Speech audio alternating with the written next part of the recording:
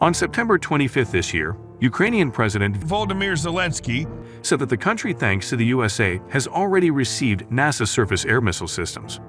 Earlier, the Pentagon announced that Ukraine would receive the first 2 batteries of NASA surface-to-air missile systems within the next 2 months. In this video, we'll talk about this surface-to-air missile system and try to understand how it will affect the Russian-Ukrainian war. Until recently, the Ukrainian air defense system consisted of Soviet S-300 and Bu surface-to-air missile systems that were 30 years old.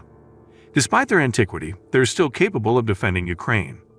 At least Russian ground-to-air missiles cannot fly freely over the country, and more than 250 of them have already been destroyed. But Russia uses not only airplanes, but also caliber cruise missiles and air-launched cruise missiles, Kh-101.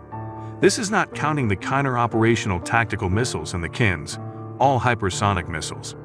In this case, it's the antiquity of the Ukrainian air. For example, to destroy the caliber with the probability of 50%, it's necessary to use 3 to 4 anti-aircraft missiles. In addition, these anti-aircraft missiles are running out, and there's simply no place to buy new ones. So the need for modern anti-aircraft missile systems in Ukraine is enormous. And here's the first swallow: the complex is NAS. It's a weapon of a principally different. These systems were created by Europeans for themselves and their network-centric warfare concept. NASAMS stands for the Norwegian Advanced Surface-to-Air Missile System.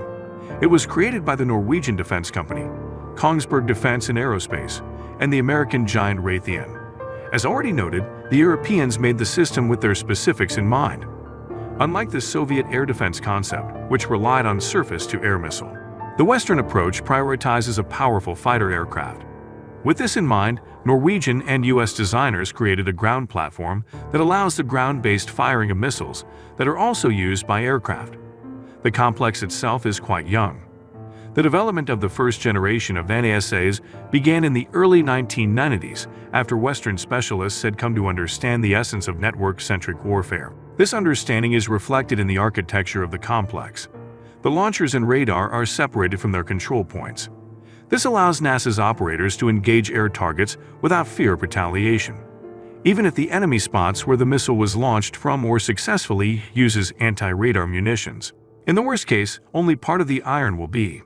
The specialist controlling the system will remain unharmed and, depending on the situation, leave the dangerous area or activate backup radars and launchers and continue the fight. It is this design that's given the complex definition of a distributed system and has tremendous combat survivability. The survivability of the system is increased by the fact that all modules are mounted on cross-country vehicles, which allows them to quickly change positions, and information exchange inside the combat control system is carried out both via radio channel and field cable. The latter makes it impossible to break the transfer of data from the command post to the launchers using electronic warfare, nor is it possible to detect elements of the complex using electronic recon. The complex is not only radars but also an optoelectronic tracking station, which also allows it to wait for the target without giving away its presence. In addition, like many other NATO systems, NASAMS can receive external target designation from ships, ground radars, and OAS aircraft. The latter is very important for Ukraine. With Russia's total air and missile superiority, the Ukrainian air defense system can only operate in ambush. That is, NATO AWA aircraft flying continuously along the perimeter of Ukraine provide detection of Russian planes and missiles. They transmit to the Ukrainian air defense system the coordinates and time of the entry of the Russian target into the zone of its defeat. All Ukrainians have to do is briefly turn on the radar of their air defense missile system at a given time, lock on the target, aim an anti-aircraft missile at it, and destroy it. This takes only 1 or 2. During this time, the Russians do not have time to aim their anti-aircraft missiles at Ukrainian radars. But as Ukraine is still using the Soviet anti-aircraft missile systems, it's necessary to express gratitude to the NATO specialists who managed to combine their AWA aircraft and Soviet S-300 and Bu M1 into one system. With the Norwegian NASAMS, there will not be such a problem at all. The necessary data will be transmitted to them even faster. 3 generations of the system have been created so far. The first one was put into service in 1998 and as the medium-range AIM-120mm aircraft missile as its main munition. It's converted for the ground launch, equipped with an active radar homing head, and carries a fragmentation demolition warhead.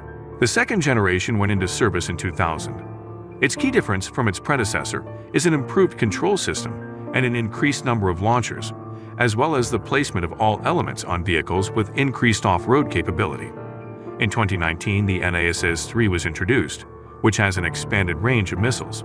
These complexes can launch short-range missiles with AIM-9 Sidewinder and Iris TSLs, infrared targeting heads, as well as a MAMR extended range missile. It's most likely that the NAS-2 was transferred to Ukraine, so let's take a closer look at it. A complete NAS-2 battery consists of 12 launchers, each with 6 o'clock AM 120 AMAM missiles, 8 o'clock AM MPQ-64F1, improved Sentinel radars, 1 fire distribution center, 1 vehicle with an electronic optical camera, and 1 tactical control cell vehicle. The KA range is 2.5 to 25 kilometers. The altitude range is from 30 meters to 16 kilometers. The probability of hitting the target with a single missile is 8.5. The maximum target velocity is 1,000 meters per second, so masses can destroy ISS and daggers, but any aircraft and calibers are legitimate targets. Now let's talk about the impact of this surface-to-air missile system on the course of the Russian-Ukrainian conflict. At first glance, it did seem what can choose surface-to-air missile systems do in a theater of war over 2,000 kilometers long. That's more than the distance from New York to Miami and equal to the distance from New York to Oklahoma City or Have. After all, before the Russian-Ukrainian war, Ukraine only had about 250s, 300 and BM-1 launchers in its arsenal. We can safely say that at least 70% of them are destroyed. So how can 2 complexes 24 NASAMS launchers help? Firstly, 24 missile launchers equals 144 missiles. The probability of hitting 1 missile is 8. Even if not all of the 24 launchers will have time to shoot back. Some of them will be destroyed by the Russians for sure, but even if the overall probability of destruction is 0.5, that's 72 Russian aircraft and cruise missiles, and that's a significant number. Second, the threat of destruction would force Russian pilots to hit targets only with long-range missiles, as it's happening now, and this is expensive and slow. If you could treat the target with free-falling cheap air, have you ever wondered why not a single Ukrainian bridge across the Dnieper River that carries Western weapons has been destroyed? Yes, because it cannot be destroyed by the caliber, and the Ukrainian air defense system does not allow it to cover it with 3-ton bomb. And finally, thirdly, who said that only 2 units will be delivered? What prevents the US from increasing deliveries is necessary. That said, the total volume of deliveries is very large. After all, NAS is in service in 15 countries. The technology of its production is mature, and the total number of AIM-120 missiles produced exceeds 14,000 units. That's enough to destroy all military aviation of. And in conclusion, let's answer the last question that our viewers may have. Why doesn't the US immediately supply Ukraine with a number of weapons? Firstly, 24 missile launchers equals 144 missiles. The probability of hitting 1 missile is 8. Even if not all of the 24 launchers will have time to shoot back. Some of them will be destroyed by the Russians for sure.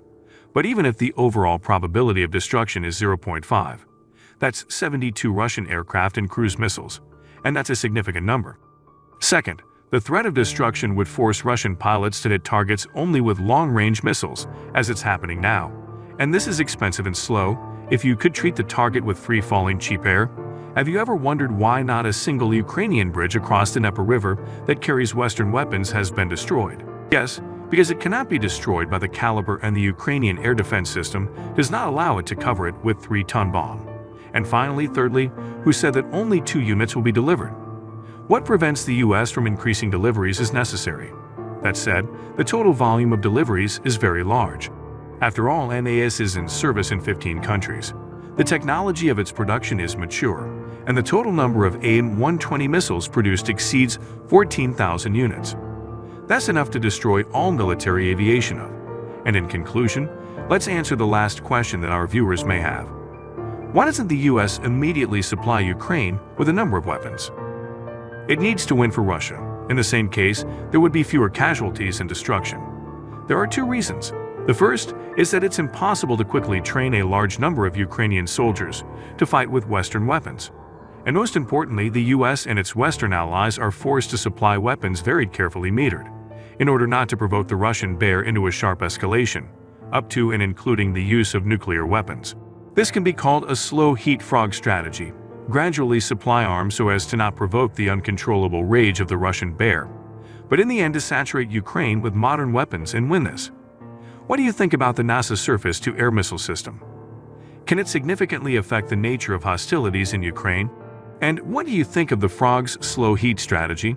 Or maybe we shouldn't be so afraid of Russia and start helping Ukraine more decisively? Write about it in the comments below. If you enjoyed the video, please like it, thank its creators, and don't forget to subscribe to our. There will be many more interesting videos about modern weapons. Now, like all, this video has also come to its end, but not the journey. Click on the videos on screen to view more videos, which will increase your knowledge and will keep you entertained at the same time.